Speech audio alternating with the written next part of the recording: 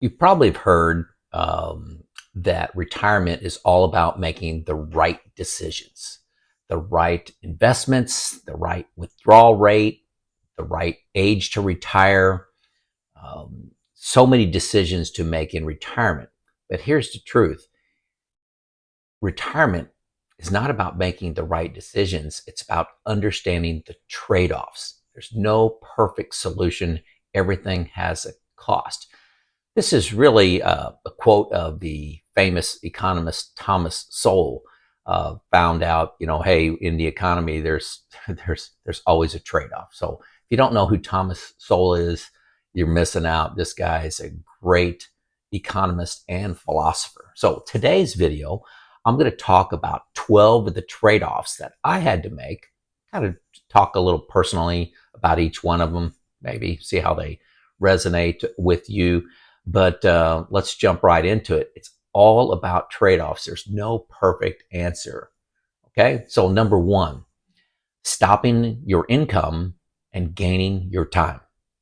This is what it's all about. Okay, folks, you wish you could have it all, but that steady paycheck, man, there's a lot of comfort that comes with that. A lot of comfort to spend, travel, go on vacation. A lot of your worth comes from that. You're sent, hey, I'm worth this much money, but gaining your time. It's actually a decision every one of us eventually makes. But that security, you're trading for freedom, especially when you decide to retire early. I keep telling people the dumbest financial decision I've ever made was retiring when I was 54. Yeah, but there's a trade-off. Okay. Number two, investing, your risk versus return. I just got a email from an individual said, "Hey Joe, why don't you just invest 100% in bonds or 100% in CDs or a money market fund, and you've got plenty of money to ride out?" Well, there's a trade-off. Okay, what about inflation? What about runaway inflation? What about longevity? So I invest in the stock market quite a bit. Over 80% of my net worth is in equities. And I do that because I believe, this is me, that when you look in the long-term scale of time, like 10 years, 15 years, stocks are actually the safer bet. They don't get eroded nearly as fast by inflation as something like bonds or money market funds, CDs. I believe in the stock market and equities so much more when you look on these long-term scales. When you look in the week, the day, the month, a lot of drama going on. But I feel confident about equities in larger time scales. So, but there is risk there. Number three, spending now versus spending later. This one's big for me. I'm currently 61 years old. How much do I spend now? What do I splurge on now versus making sure I have enough money for my later years? And, talk to somebody that's 85, they really don't want to spend a lot of money. They're not interested in spending a lot of money. They like the creature comforts of home. My dad's in that category. And spending now, how much there is risk in that. Spending too much now and not having enough, fear of running out of money. It's a big balancing act. It's taken me some time. This has been a challenge for me. I've made several videos on it. Spending money when we travel on getting the balcony suite on a cruise ship instead of an interior cabin. Big change for me. My wife and I, you could tell, looking at my background, what's going on at home, Joe? Well, we're getting all new flooring in the house, the entire house. That costs money. Nothing has to be done, but it's kind of just upgrading just a little bit, spending some of the money that I've accumulated. So to make us a little happier now. What triggered this? Well, my dog passed away a few months ago, and we're not planning on getting another dog, but the dog's made a few spots on the carpet, if you know what I mean. Okay, so let's jump to number four.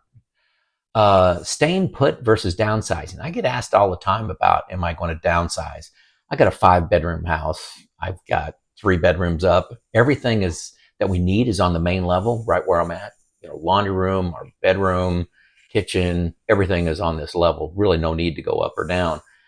But occasionally, the whole family gets together. Relatives come over, and we have a place for them to stay. We have a basement, great big gathering areas. We love that. Um, and we love our memories that are here. And we got friends here. I'm talking about the area that I live now. Our neighbors, we love our neighbors. We love our church. A lot of people want to downsize, take some of the money out, and then move somewhere to a low cost state or something like that. I go, I like the comfort of home. The comfort of home. Let me know in the comments if that makes sense to you. Do you like the comfort of home versus, hey, I'm moving to a low cost state of Tennessee or Florida, Texas, something like that in retirement? I think that's too much to give up to downsize. Anyway, number 5 is helping kids now versus protecting the future. Again, big trade-off, massive trade-off. The kids, they don't need support now, but we would rather give them a little money, a little hand up now versus giving them a lot of money when they're 65 years old, maybe when Lisa and I both pass away. So how much do you give away now versus in the future? If you told me how long I was going to live and what the stock market returns are going to be, this is easy. So it's a trade-off. What do you want to do? One of the things we're currently doing, or two of the things, is one, we're saving in 529 accounts for all of our grandkids. Currently one right now. But we're planning on paying a huge part of college for any grandkids we have. And the second thing is we're organizing annual family vacation where Lisa and I pay for everything for all of our kids, their spouses and families, and we're doing that. So it's a trade-off. What do you do? How much do you give kids versus protecting your future from running out of money? Number 6. Control versus simplicity.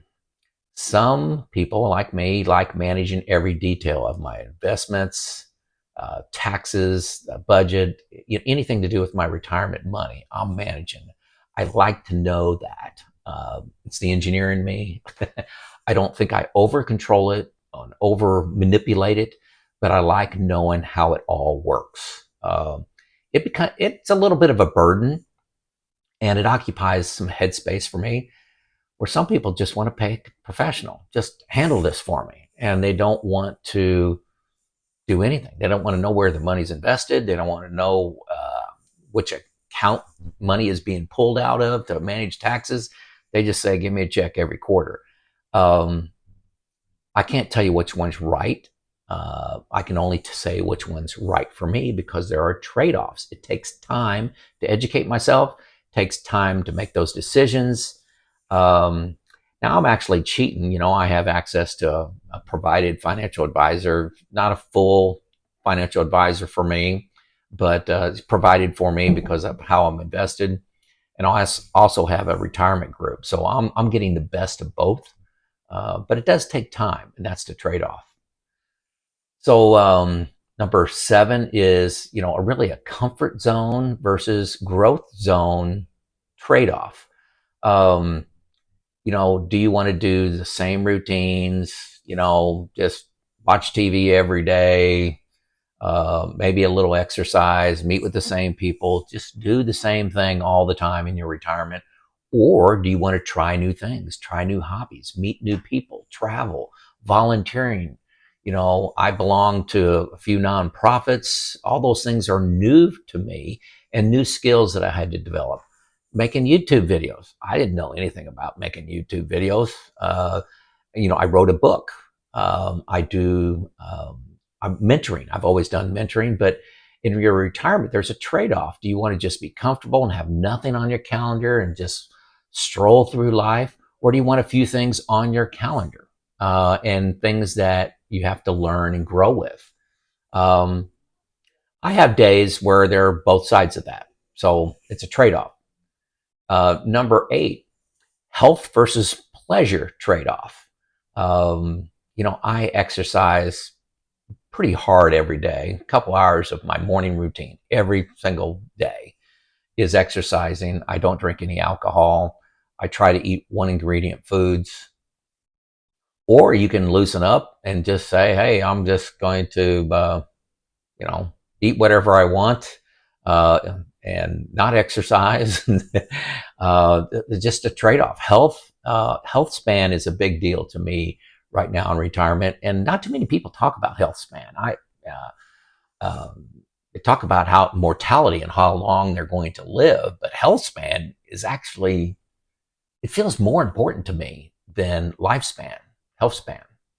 And if you don't know the difference of those, I've talked about it a lot. Number 9 is certainty versus flexibility trade-off. Um, you know, and to me, certainty would be I take all my money and put it in a CD making 5%, or a money market fund, or an annuity. Put everything in an annuity. Just send me a monthly check, and I know I got all the money for the rest of my life and the rest of my wife's life. That is certainty. I like having a retirement plan that is flexible. You create a retirement plan, you invest, and you're not exactly sure how things are going to work out, but I built a plan that can take a punch. I got 10 years in bucket 1 that's out of the stock market. I can take a punch with that. But my growth engine is looking out there 10 years, 15, 20 years trying to grow. I feel pretty good about my plan. I'm really good about my plan. I use Boldin. You guys know that.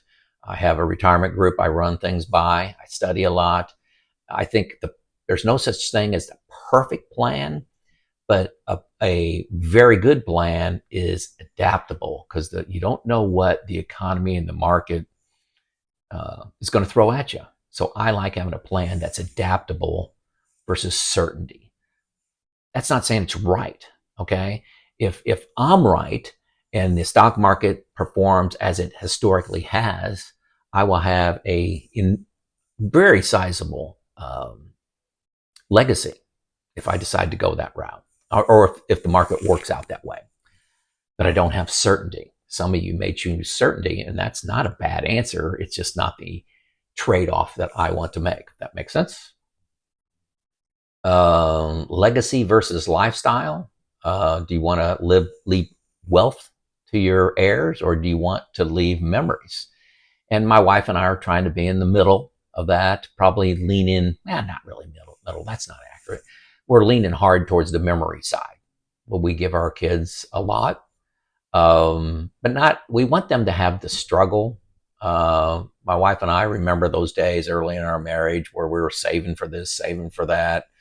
And there's a sense of pride and accomplishment when you do that. So we don't want to make it extremely easy on the kids, but we want to create a lot of memories for them too.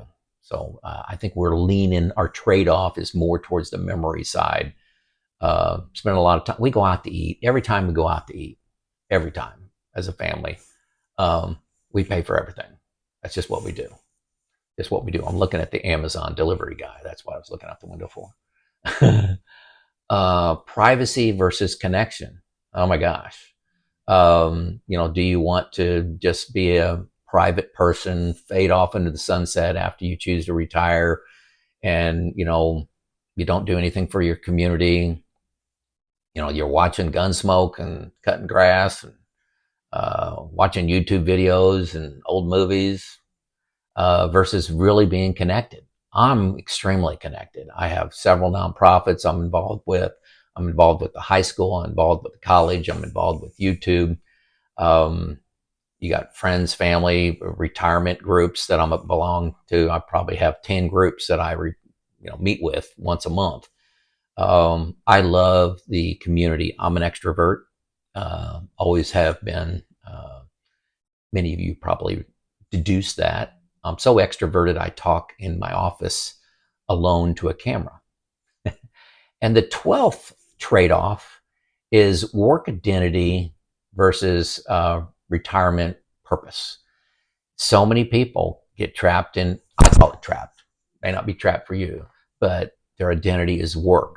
I'm a lawyer, I'm a doctor, I'm an engineer, I'm a plant manager, I'm a YouTube influencer, you know.